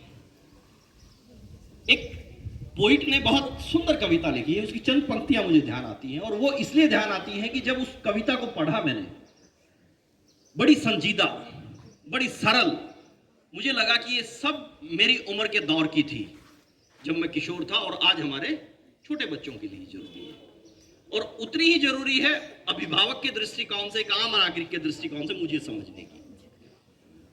उसमें लिखा है कि आंसुओं को बहुत समझाया, आंसू आते हैं ना बहुत सारे, आंसुओं को बहुत समझाया, तन्हाई में आया करो, महफिल में आके मेरा मजाक ना बनाया करो। यानी कि मैं 100, 250, 300 बच्चों में बैठा था और यार तेरे को बिल्कुल नहीं सोची, तू आंखों से गिर गया। एक व्यक्ति आंसुओं को समझा रहा है। अब आंसू बोले कि इतने लोगों के बीच भी तुम्हें तन्हा पाता हूं, इतने लोगों के बीच भी तुम्हें तन्हा पाता हूं, बस इसलिए साथ निभाने चला आता। दिल की बात आंसुओं से आ गई, जुबान से आ गई। अगर जुबान से आ जाएगी तो बेहतर है सुरक्षा के दृष्टिकोण से। जब किसी की याद आती है, कोई गलत या सही घटना याद आती है, कोई व्यक्ति याद आता है, तो उस वक्त हमें वो बातें साझी करनी चाहिए अपने अभिभावकों के साथ, क्योंकि माता पिता से बढ़िया शिक्षक और परामर्शदाता कोई भी नहीं है। सिर्फ भरोसा कीजिए। अगर आप भरोसा करेंगे तो आप सुरक्षित रहेंगे। आपको चाहिए कि किसी भी तरह की चिंता, किसी भी तरह की परेशानी का निवारण आप माता पिता से हासिल कीजिए। जब उनके बस का नहीं है, आपके टीचर्स आपका मार्गदर्शन करेंगे। और हरियाणा राज्य बाल कल्याण परिषद ने, राज्य सरकार ने, महामहिम गवर्नर साहब ने स्पेशल ये मनोवैज्ञानिक ऊर्जा, प्रेरणा और समस्या निदान की परियोजना बाल सलाह परामर्श एवं कल्याण केंद्रों की स्थापना इसलिए राज्य सरकार ने शुरू की है, हरियाणा राज्य बाल कल्याण परिषद ने, कि हमारे बच्चों की सुरक्षा के लिए हम हर कोई जिम्मेदार है। लेकिन बेटा इसके नतीजे तब मिलेंगे जब निरंतरता बनी रहेगी। अगर एक कार्यक्रम हुआ और आप चले गए अपने रास्ते, मैं चला गया अपने रास्ते, अगली दिन मन में कोई सवाल होगा तो किससे जवाब हासिल करोगे? समस्याएं तो जस की तस रहेंगी, एकदम से नहीं बदलेंगी, बदलेंगी। निरंतरता अगर कायम रहेगी तो बदलेगी। 9416108132 मेरे साथ साथ 8 काउंसलर्स के नंबर भी हैं। आप अपने परिवार, अपने फैमिली, अपने माता पिता के संरक्षण में इस नंबर पे बात कर सकते हो। घर बैठे आपको सुविधा मिलेगी, क्योंकि 30 के 30 दिन आपके दरवाजे तक पहुंचना बहुत कठिन है। संभव हो जाएगा, लेकिन उसके लिए आपके और आपके माता पिता को और स्कूल प्रबंधन को बहुत ही ज्यादा एक्टिवली काम करना पड़ेगा। इसलिए आपकी चिंता, आपकी परेशानी के निदान के लिए, उसके निवारण के लिए माता पिता से खुलकर संवाद करें, खुलकर बात करें। और वर्जित विषय जो होते हैं ना, लाइक किशोर अवस्था में बेटियों को मेडिकेटेड सैनिटरी नैपकिन के लिए एडवाइस किया जाता है, मैं करता हूं, हर किसी को करना चाहिए। इसको हम न कहते हैं कि ये ना ना ना ना चुप, यानी कि कर ले, हो गया, अपने आप हो गया। कैसे? वो अच्छा चिड़िया उड़ा रहा है क्या? मैं तो ऐसे भी समझ सकता हूं।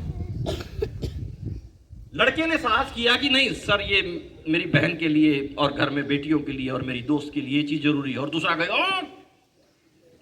ऐसे नहीं बोला करते। जैसे वर्जित क्षेत्र होता ना, प्रोहिबिटेड एरिया, इस तरह के विषय वर्जित मान लिए गए हैं समाज में। लेकिन बेटा अगर हम महिला सशक्तिकरण की बात करते हैं तो अच्छा स्वास्थ्य चाहिए। सामाजिक सशक्तिकरण की अगर बात करेंगे तो उसमें बच्चे, किशोर, युवा, वृद्ध, हर किसी की भूमिका होगी। और आप अपनी भूमिका सरलता से, सहजता से निभा सकते हैं, क्योंकि आपके जितने ये जो भी रिलेशन है, बहन है, वो दोस्त हैं, उनकी सुरक्षा की गारंटी पहले आपकी है, क्योंकि आप उनके सहपाठी हैं, आप साथ पढ़ते हैं, एक प्रांगण में रहते हैं, घर के पड़ोसी हैं या नहीं है, आपका ब्लड रिलेशन है या नहीं है, कोई महत्व नहीं रखता इस बात का। और इतनी ही सुरक्षा की दृष्टिकोण से बेटा आपको उन बच्चों की सोचनी है। किसी भाई को कोई भी मदद चाहिए, किसी दोस्त को कोई मदद चाहिए, मैं बताऊंगी। कोविड को याद रखना, कभी मत भूलना, बहुत अच्छा सबक दे के गया। कोरोना काल निकल गया, कहीं कहीं संकेत आ रहे हैं, चाइना में अभी भी लॉकडाउन हो रहा है। एक बहुत अच्छा मैसेज है बेटा, और विशेष तौर से किशोर अवस्था में, जब तक परिपक्वता नहीं आती शारीरिक और मानसिक स्तर पे, मुझे मालूम है, मैं बता सकता हूं, मैं समझता हूं, नादान नहीं हूं, लेकिन उसके लिए एक उम्र तक बहुत संघर्ष करना होगा। कोविड ने संदेश दिया है, कीप फिजिकल डिस्टेंसिंग, दिया है ना, सिर्फ इसको फॉलो कीजिए बेटा। दोस्ती कोई बुरी चीज नहीं है, तू मेरी दोस्त है, मैं तेरी दोस्त हूं। एक केस स्टडी आपको बताता हूं, चाइल्ड लाइन की, इसी बात से मुझे याद आ गई। एक बेटी और एक बेटा, लाइक आपका स्कूल है, कोएड है, वो गुड़िया और उसका एक दोस्त,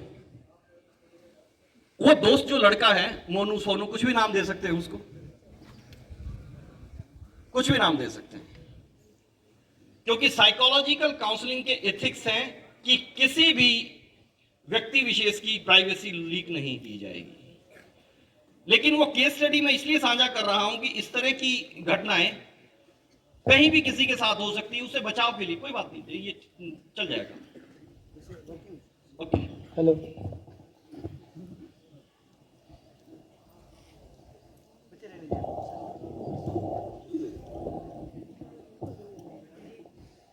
एक दिन छुट्टी होती है, गर्मी के दिन है।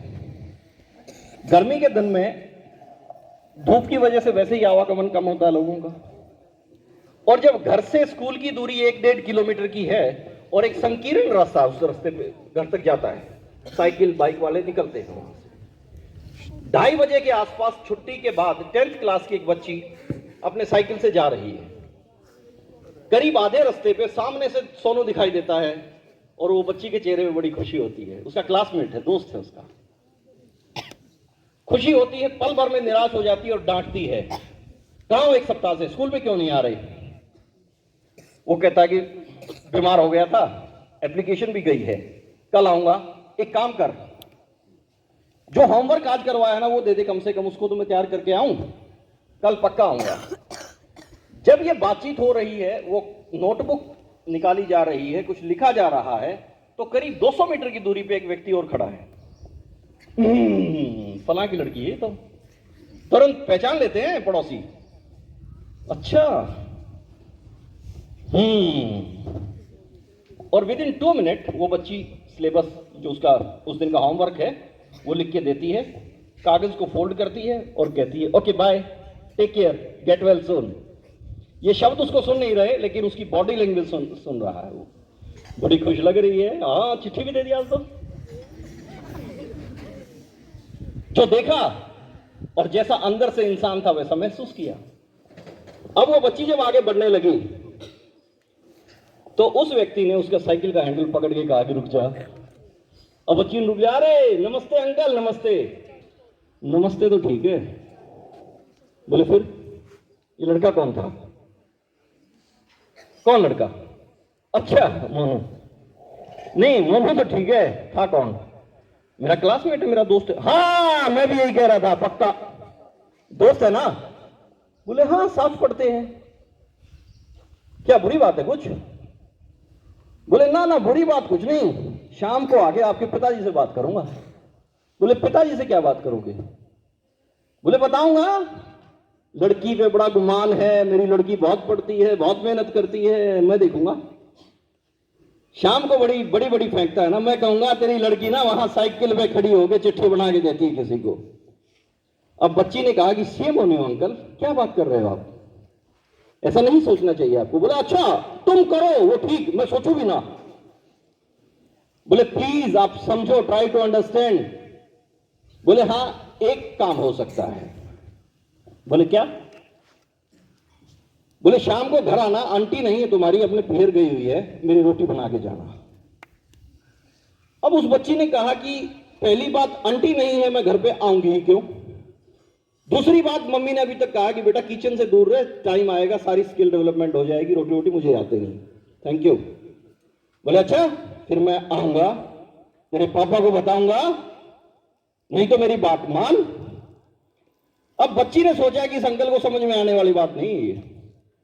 कहा कि आओगे आप? बोले पक्का आऊंगा। बोला पक्का आओगे? बोला हाँ। बोला मैं घर पे ही जा रही हूँ, अभी आ रहा हूँ साथ साथ। हैं? मैं घर पे आ रही हूँ। ये साहस कैसे दिखाया उस बच्ची ने? उसने कहा कि अंकल जी छोड़ दो, कुछ नहीं रखा इन बातों में, मानसिकता को सुधारो। मेरे पिताजी ने सब कुछ बता रखा है, माँ ने सब कुछ बता रखा है कि पता नहीं कहां कौन किस रास्ते पे कैसा व्यक्ति मिल जाए, और अपने लोग ज्यादा आघात करते हैं जिन्हें हम पहचानते हैं।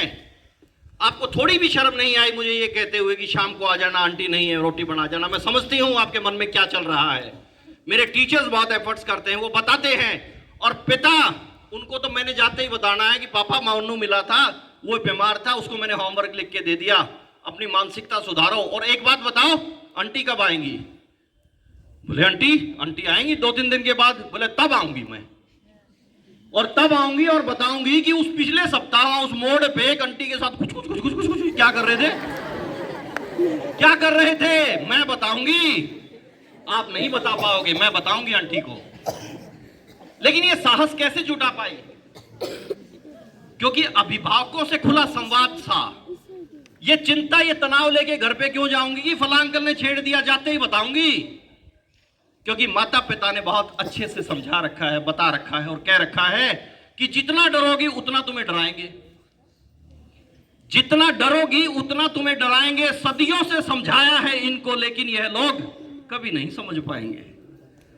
पिताजी ने कहा है आपको अपने बिहेवियरल टेक्निक्स को अप्लाई करना है, साइकोलॉजी को नोट करना है। आप गलत नहीं हो, आप कमजोर नहीं हो, डरोगे क्यों? इसलिए अंकल जी मैं डरती नहीं हूं, और तुम्हारे मन में पाप है, खोट है, मैं अंकल आके बताऊंगी आंटी को कि तुम कैसे हो। और पिताजी ने यह भी कहा है कि पीड़ा ना पहुंचे कभी तुम्हारे मन और तन को, पीड़ा ना पहुंचे कभी तुम्हारे मन और तन को, संवेदनाओं को जगाना है, जहर नहीं छोड़ना है, जहर नहीं छोड़ना है, लेकिन फन जरूर दिखाना है। बाइट कर जाऊंगा। स्नेक्स जितने होते हैं ना बेटा, जिनसे मुठभेड़ होती है, जिनको देख लेते हैं हम डर जाते हैं, हार्ट अटैक भी हो जाता है, 3% स्नेक्स पॉइजनस होते हैं, बाकी में जहर होता ही नहीं, रिमेंबर।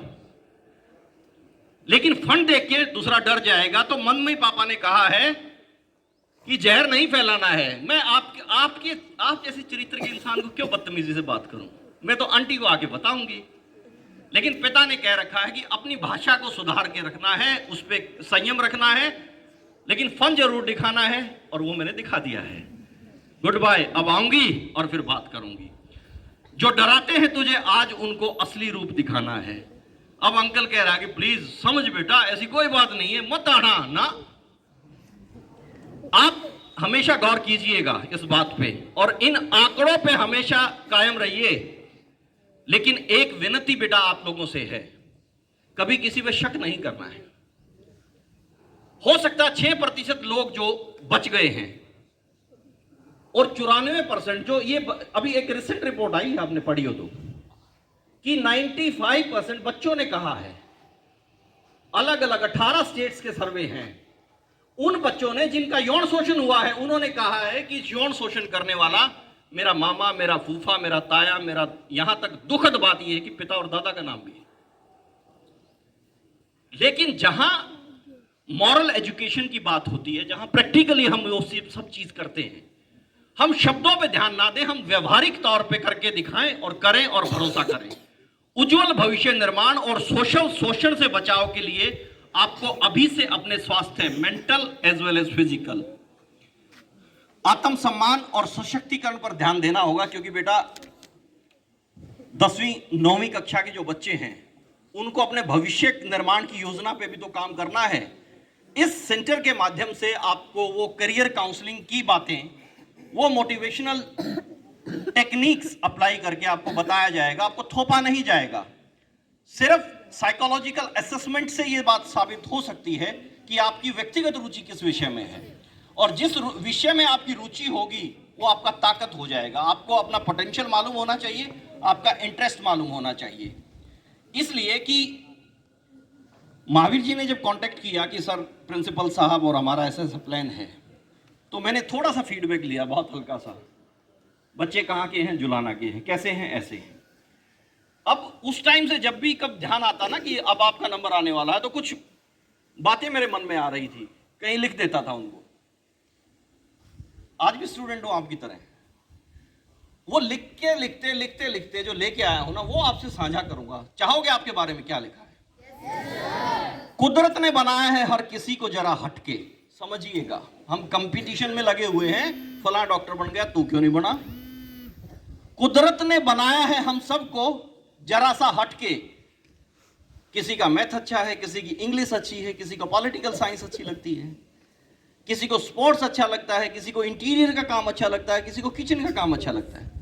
आप अपने आप में से 10 बच्चे इकट्ठे होकर जब जानोगे एक दूसरे को ना, तो अलग अलग रुचियां हैं, व्यक्तिगत विशेष की एबिलिटीज हैं। कुदरत ने बनाया है हर किसी को जरा हटके, आंतरिक ताकत स्वाभाविक रुचि को पहचान कर। यानी कि कुदरत ने आपको जो ताकत दी है ना, और आपकी रुचि है, आंतरिक ताकत और स्वाभाविक रुचि को पहचान कर जुनून क्या इशारा करता है। यानी कि आप पैशनेट किस बात के लिए हो जाते हैं। किसान लगा हुआ है दिन रात, कोई परवाह ही नहीं करता, पैशनेट है, उसको मालूम है कि इस थोड़ी सी जमीन में से बहुत बड़ी अच्छी उपज लेनी है। आंतरिक ताकत स्वाभाविक रुचि को पहचान कर जुनून का क्या इशारा करता है, जानकर दृढ़तापूर्ण कदम बढ़ा, कॉन्फिडेंस के साथ कि हाँ मैं यहां तक तैयार हूं और मैं अब अगले काम के लिए कदम बढ़ाने के लिए तत्पर हूं। ना शोषण हो पाएगा कभी किसी तरह से तेरा, कुछ बेहतर मनोवैज्ञानिक व्यवहारिक तकनीकों को अपनाकर।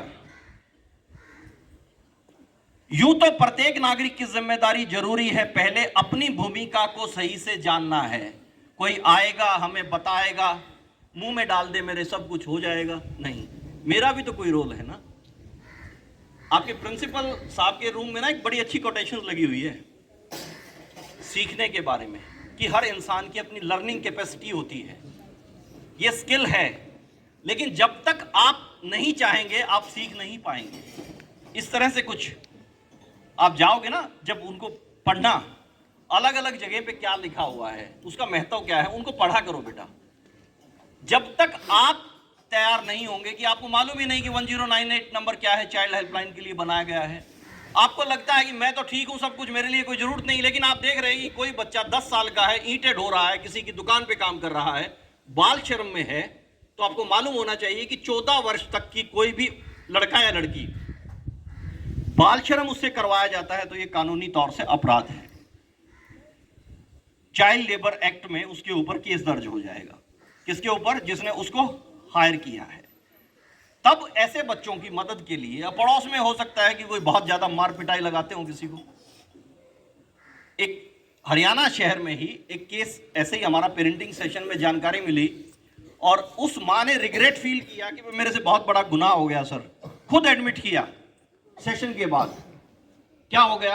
बोले कि हर सर्दी में ना, जनवरी के महीने में जब धुंध गिरती है, जब मेरा बच्चा काबू में नहीं आता ना, मुझे लगता जिद्दी हो गया, मैं उसको नंगा करके और ठंडा ठंडा पानी डालती हूं उसके ऊपर।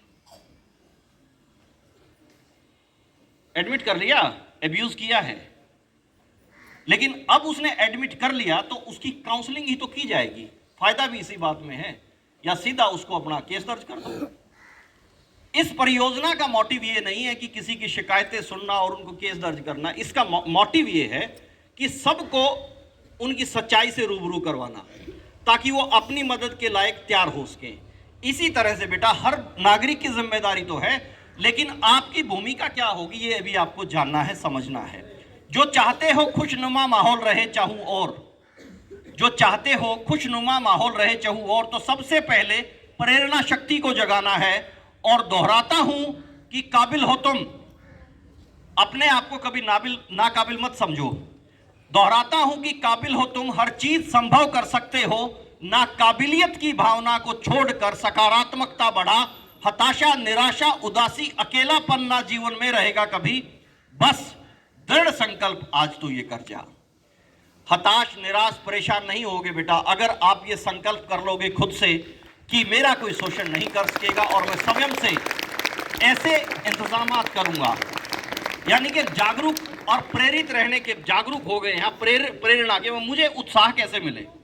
घास का एक ढेर है सूखे हुए का, आपने एक मैच स्टिक ली, छोड़ दी, क्या होगा? तुरंत जल जाएगा ना, आग भड़केगी।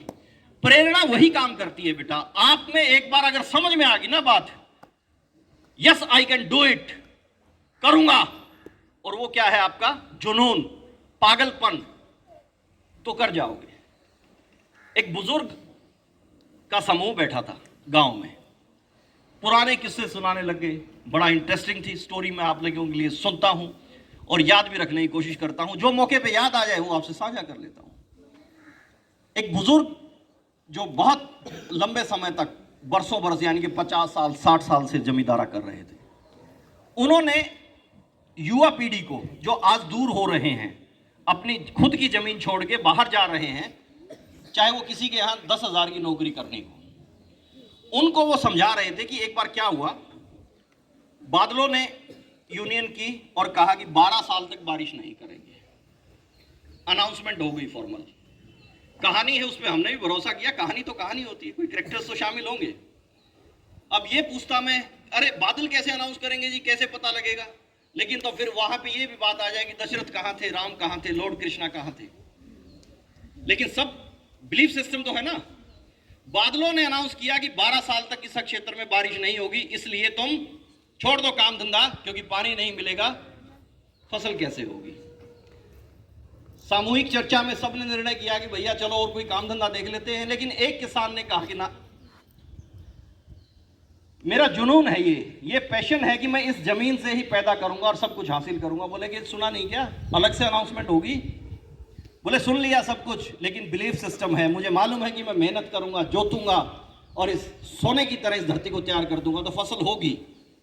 अरे पानी नहीं होगा तो कहां से होगी। बहुत तरह से समझाया लोगों को, जैसे आपको समझाते हैं कि ये मत कर पढ़ना छोड़ दे, शादी कर ले, लड़की ही तो है, घर पे रोटी तो करनी है, पढ़ाई करके क्या करेंगे। माँ बाप को समझाते हैं ये बच्चे, पड़ोसी माँ बाप को समझाते हैं, विशेष तौर से बेटियों को, कि ना पढ़े ये। लेकिन वो माँ बाप सशक्त है उस किसान की तरह, डटे हुए हैं, नहीं बच्ची पढ़ेगी, 50 किलोमीटर जाना पड़ेगा, 500 किलोमीटर भी भेजूंगा, पढ़ेगी। वो किसान ने कहा कि भैया मैं तो काम करूंगा। सभी चले गए और सब मजाक करते रहे, पागल हो गया है, मूर्ख है, कुछ नहीं होने वाला। एक दिन वो भ्रमण पे बादल जब चल रहे थे तो किसी की नजर गई, बोले अनाउंसमेंट किया था, इस पर असर ही नहीं हुआ। नीचे आया और बात की कि पता नहीं क्या बारिश नहीं होगी 12 साल तक। बोले हाँ लोग ऐसा कह रहे हैं। बोले हमने ही तो कहा है, हमारी तो काम है ये, हम ही तो बारिश करेंगे। बोले वो बात तो सारी ठीक है, लेकिन तुम शायद ना गुमान, अहंकार में एक चीज भूल गए हो। बोले क्या? बोले मैं बड़ा धैर्य से काम लेता हूं और मुझे भरोसा है खुद पे, और ये मेरा जुनून है, ये जमीन है ना, ये मेरी माँ है और ये मुझे बहुत उपजाऊपन से देती है। अगर मैं ये काम छोड़ दूं, मैंने भी सोचा था मेरे औजार पे जंग लग जाएगा, काम कैसे होंगे, और मैं 12 साल में काम करना ही भूल जाऊंगा, खेत कैसे जोतते हैं, मैं पढ़ूंगा नहीं तो मेरा इंटरेस्ट खत्म हो जाएगा। जैसे स्टूडेंट्स कहते हैं, टीचर को कहोगे जी आप 2 साल ना ऐसे ही ठाठ से रहो, फिर आगे पढ़ाना होगा, सर 2 साल में तो सब कुछ साफ हो जाएगा। 12 साल अगर मैं खेती नहीं करूंगा तो मैं किसानी करना भूल जाऊंगा। और सुनो, अनाउंसमेंट तो ठीक है तुम्हारी, एक बात पे गौर जरूर करना, अपने मुखिया को बताना जाके, अगर 12 साल तक बारिश नहीं करोगे, जो तुम्हारी मॉरल और प्राइमरी ड्यूटी है, बारिश करना भूल जाओगे, फिर क्या करोगे। इस अंदाज में कहते ही उसको बड़ा झटका लगा और वो तुरंत गया और कहा कि सुनो सुनो सुनो। बोले एक किसान मिला, अनपढ़, काला कॉलर, फटे हुए कपड़े, लेकिन बुद्धिजीवी, वाइज मैन। उसने बड़ी काम की बात की कि ये काम जो हमारा निर्धारित है, अगर ये नहीं करेंगे तो भूल जाएंगे। सबने ये बात पे गौर किया और झमाझम बारिश हुई। अब उस इलाके में सिर्फ उस किसान के यहां फसल हुई और मन मर्जी के रेट उसको मिले। अगर बेटा आपको अपनी स्किल पे, अपने पैशन पे ध्यान रहेगा, और कुदरती हुनर जो दिया है ना, स्किल है, यानी कि कुदरत ने आपको हंसने की ताकत दी है, खुश रहने की ताकत दी है, सीखने की ताकत दी है, बी रिसेप्टिव, तो समझो कि कुदरती हुनर को पहचान लिया है मैंने, कुदरती हुनर को पहचान लिया है मैंने, किस मकसद से जन्म हुआ है मेरा, जान लिया है मैंने। कोई तो मकसद है आपके जीवन का, आपको लाइफ से हासिल क्या करना है। ऊपर वाले ने किसी लिए तो आपको इस मानव शरीर दिया है ना, इसका कोई ना कोई तो बेटा मकसद है। उस किसान का मकसद था, आप एक विद्यार्थी का मकसद है, आप अच्छे स्पोर्ट्समैन हो सकते हैं, आपकी वहां अचीवमेंट हो सकती है। मैं सिर्फ ये बात नहीं कर रहा कि आप डॉक्टर इंजीनियर ही बनेंगे, आप अच्छे टीचर बन सकते हैं। कोई भी इंटरेस्ट जो आपका है उसको पैशनेट तरीके से कीजिए और जान लीजिए कि कुदरती हुनर जो दिया है वो जान लिया है मैंने, किस मकसद से जन्म हुआ है मेरा, पहचान लिया है मैंने। सहयोग की उम्मीद तो रखता हूं, एक दूसरे को कोऑपरेट करना चाहिए। सहयोग की उम्मीद तो रखता हूं, जो दोगे साथ मेरा तो मंजिल को जल्द ही पा जाऊंगा। मम्मी पापा सिर्फ मेरे पैशन के साथ मेरा साथ दे दो। टीचर्स को रिक्वेस्ट करो कि मुझे थोड़ा एडिशनल टाइम दे दो, अगर आप साथ दे दोगे तो मैं मंजिल को बहुत जल्दी पा जाऊंगा, मैं कमिटमेंट करता हूं। ऐसा ही एक भाव किसी व्यक्ति विशेष का है कि सहयोग की उम्मीद रखता हूं, जो दोगे साथ मेरा तो मंजिल को जल्द ही पा जाऊंगा, रखोगे जो दूरी बनाकर। अब वो ये भी कहता है कि मैं सिर्फ डिपेंड नहीं हूं कि आप ये कहोगे